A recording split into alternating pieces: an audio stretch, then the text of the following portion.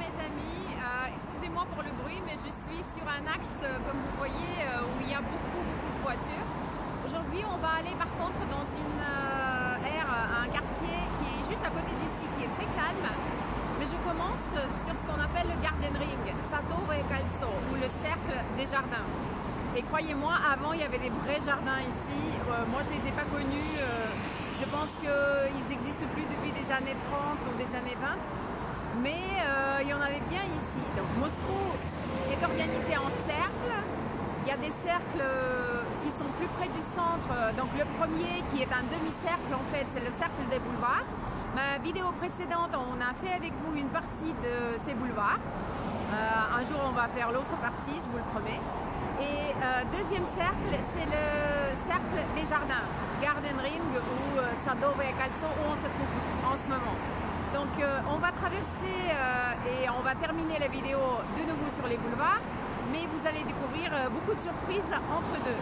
Donc aujourd'hui, Patriarchie, le quartier des patriarches, un quartier très chic et très résidentiel de la ville de Moscou. Pour aujourd'hui, c'est avec moi, Macha la Russe en français. Donc on va commencer avec vous ici sur ce Garden Ring et on va prendre la rue Malaya Bronnaya qui est très connue. Et je voulais vous montrer d'abord ceci. Ceci est une tour imaginée par un grand constructiviste, un architecte des années 20, Tatlin. Il n'a jamais pu construire sa tour, mais les architectes des autres générations, tout récemment, ce bâtiment il a je pense 15-20 ans. Donc ils ont enfin réalisé son projet, par contre sur un autre bâtiment, mais ils l'ont mis quand même là-haut. Je vous mets le lien sur l'histoire de Tatlin dans la description de la vidéo pour ceux qui sont intéressés. Et moi, ça va être la belle promenade sur Patriarchie.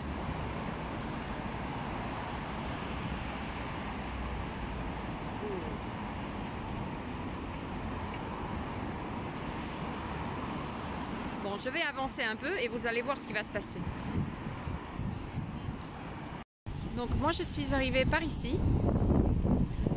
La rue Malaya Bronnaya, elle continue, on va la reprendre un petit peu plus tard. Et vous avez beaucoup de verdure et comme un parc juste à côté.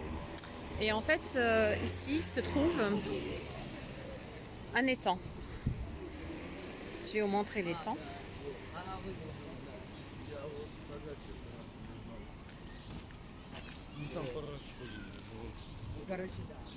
Donc là, ils ont mis de la cellophane pour protéger l'herbe qu'ils devaient planter. Il y a pas mal de monde. C'est dimanche soir. Là, il fait presque 19 h. Et je vais vous raconter un petit peu l'histoire de ce lieu. Alors, c'était quoi ici? C'était en fait, longtemps, c'était... avant la Révolution, longtemps, c'était des forêts, etc., etc. Ensuite, en fait, la vraie histoire a commencé ici, au XVIIe siècle, quand le patriarche, il a fait pas loin d'ici sa résidence. Le patriarche, c'est le chef de l'église orthodoxe russe. Donc, il a fait sa résidence ici et avec ça a démarré un petit peu le développement de ces lieux. Et donc, à un moment donné, ils avaient fait des étangs ici. Il y avait même la pêche qui se passait ici. C'était très bien entretenu. Et un jour, quand il y avait une vraie foule, regardez ce qui se passe ici. Ben, je vais vous expliquer pourquoi tout à l'heure. Et ensuite, il a tout... le tsar a décidé que le patriarche ne va plus exister, qu'il ne va plus avoir ce poste si important que ça. Et donc tout ce qui était le développement ici s'est arrêté. Mais quand même, vers le 19e siècle, ce quartier a commencé à se construire petit à petit avec différentes résidences et ça n'a jamais été un endroit de commerce. Ça a toujours été très résidentiel, ça a toujours été un endroit de repos et ça a toujours été habité par des gens qui ont des moyens. Il y avait toujours beaucoup de poètes, beaucoup d'écrivains qui choisissaient ces lieux. Et c'est ainsi que ce lieu est devenu quand même un endroit très prisé. Et l'histoire, elle tourne en rond parce que ça continue d'être très prisé. Les habitants d'ici, en ce moment, ils sont pas contents. Je ne sais pas si vous voyez là-haut, pancarte à vendre. Parce que comme c'est très prisé ici, vous allez voir, il y a beaucoup de bars, beaucoup de restaurants plus loin. Bah, les gens, ils n'en peuvent plus, il y a du bruit le soir, c'est un petit peu devenu comme habiter dans le Marais à Paris. Le petit pavillon que vous voyez là-bas, aujourd'hui, il abrite un restaurant. Et ce restaurant, le bâtiment, en fait, il a été construit seulement en 1986. Mais à la place d'un autre bâtiment plus ancien. Qui existait avant la Révolution. Donc aujourd'hui c'est un restaurant et il y avait aussi en hiver, on faisait ici une patinoire et il y avait la location de patins à glace dans le petit pavillon. Bah, l'ambiance ici elle est toujours sympa, mais il y a trop de monde pour moi, mais quand même.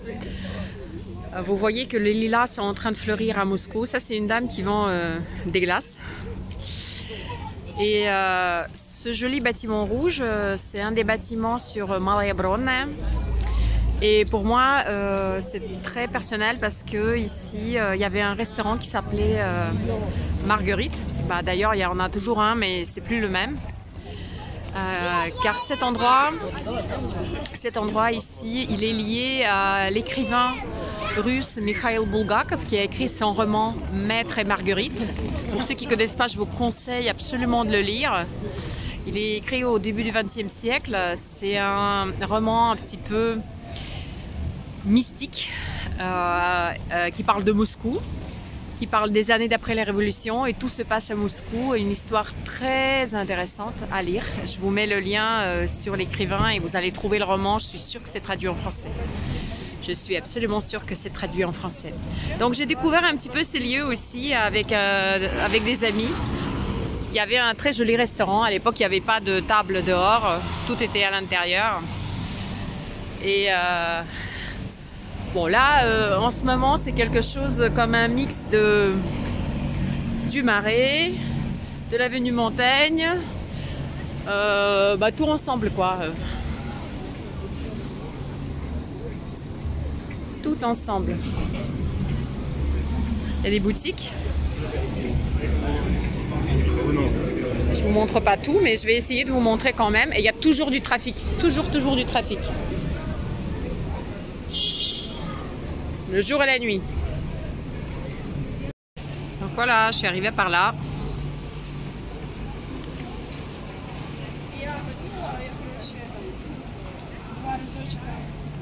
Et je dirais pas qu'il y a beaucoup de choses à voir en termes d'architecture ou quoi que ce soit. Mais c'est très prisé, très coté.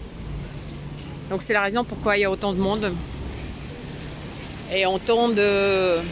Il y a des bars sympas, il y a des cafés sympas. Et du monde.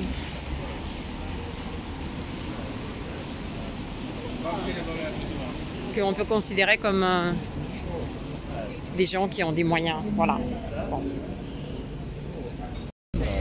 Alors moi je me souviens de ce quartier dans les années 90.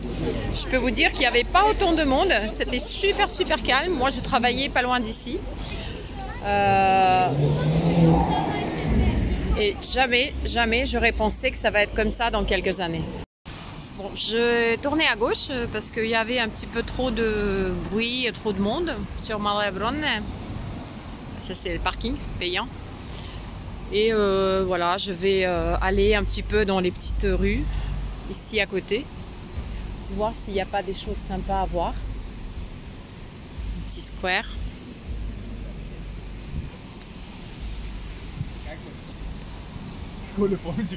Comme j'ai dit, c'est plutôt sympa, mais ça veut dire pas que tout est absolument idéal. Là, il y a des parfums Creed français.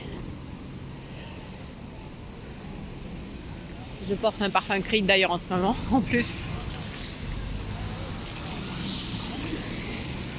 Voilà, je me suis pas mal baladée dans les rues ici avant, quand je travaillais ici. Mais là, c'est plus calme, c'est mieux. Donc, je vais peut-être prendre cette rue, on va voir ce qui se passe. Alors je vais en profiter pour vous montrer quelque chose. Alors ces trucs rattachés à la maison à l'extérieur, c'est des ascenseurs. En fait c'est une maison qui a été sans doute faite avant la Révolution, donc il n'y avait pas d'ascenseur. Et c'est à l'époque soviétique qu'ils ont trouvé cette solution-là. Ils ont juste rattaché un ascenseur à l'extérieur. Et comme ça on peut avoir un ascenseur dans une maison. Bon, il ne démarre pas tout en bas, mais pratiquement. Voilà. Et ici, il y a toujours des belles voitures. Et la mode chez ce type de mec, j'en ai vu d'ailleurs à Londres aussi, ces choses-là, c'est de mettre fort le moteur. C'est pour ça qu'il y avait le policier tout à l'heure sur le carrefour, parce que les gens, ils se plaignent. Donc le policier, il essaye de faire quelque chose, mais c'est difficile. C'est vraiment difficile. Bon, on continue. Il y a quand même des jolies maisons qui ont été refaites. Vous savez déjà, je pense que j'aime bien l'art déco. Et celle-là, elle en fait partie. Tous ces éléments, je les aime bien. On va continuer, on va aller voir ce qu'il y a. J'en ai trouvé une autre, très jolie.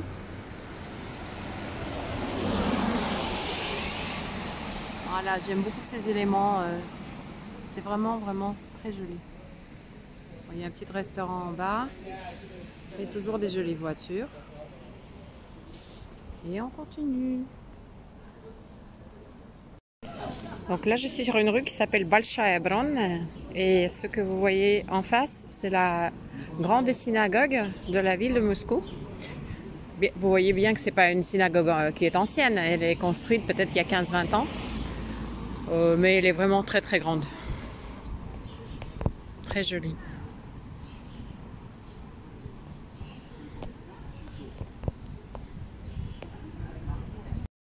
Et à l'intérieur, il y a une partie d'une façade plus ancienne. Donc on est sur Balshaya Bron et on va traverser la rue avec laquelle j'ai démarré, Malaya Bron.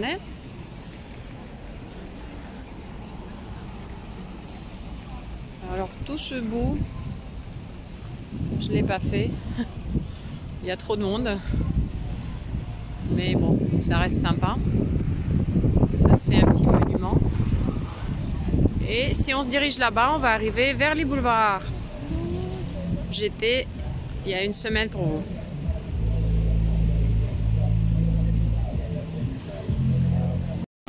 Bon, je me suis sauvée de là-bas en fait.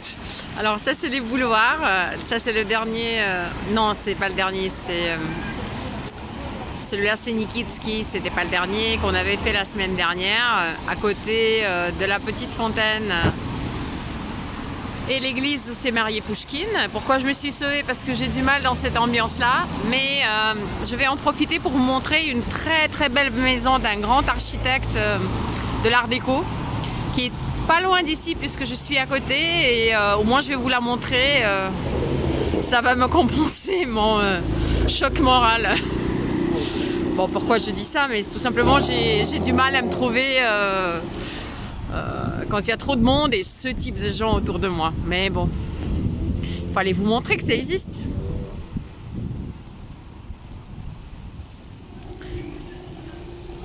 Donc c'est tout près d'ici, je vais vous montrer. Bon, j'espère qu'on pourra voir quelque chose parce que y a pas mal d'arbres et c'est bizarre que il n'y pense pas.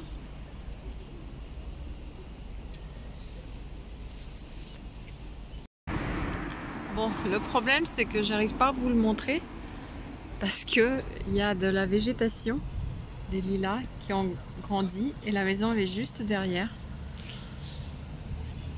Je vais essayer de voir ce que je peux faire.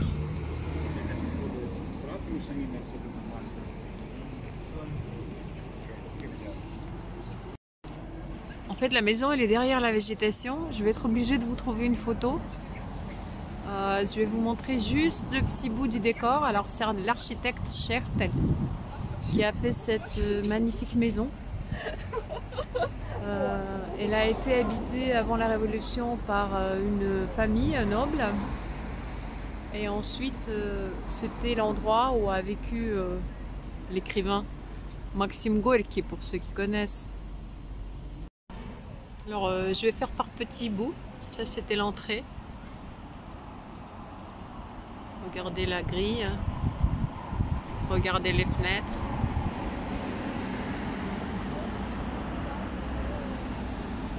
Donc là, voilà l'entrée de ce côté-là.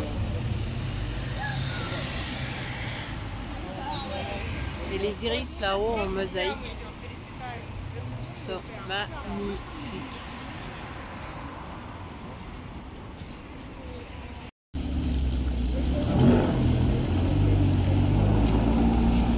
Eh oui.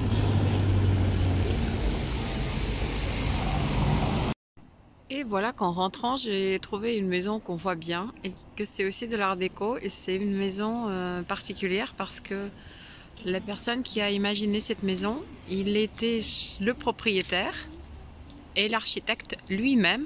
C'est la seule et unique maison qu'il avait fait en tant qu'architecte. Et cette maison-là, regardez la mosaïque. Alors cette maison-là, c'est une des maisons qui pourrait être la maison de Marguerite. Du roman Le Maître et Marguerite dont je vous ai parlé au début de la vidéo, et c'est super que j'ai tombé par hasard sur celle-ci. Comme ça fait logique, cette petite visite de Patriarche et Prodé, et maintenant cette maison de l'architecte et propriétaire Solovyov. Et moi je rentre par des petites rues. Ici je préfère parce qu'il n'y a pas autant de monde. Il n'y a surtout pas tout ce bling bling qui était là.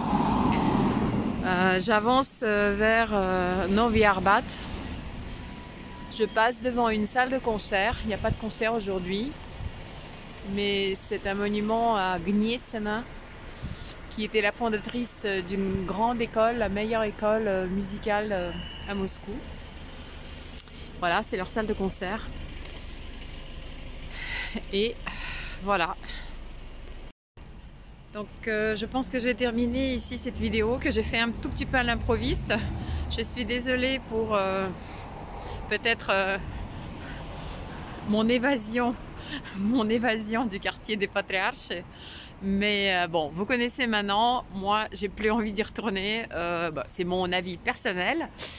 Si vous aimez ce genre de choses, vous pouvez toujours tenter, vous pouvez toujours essayer. Et voilà, ça c'est Moscou aussi. Et à très bientôt. Macha la Russe en français est avec vous.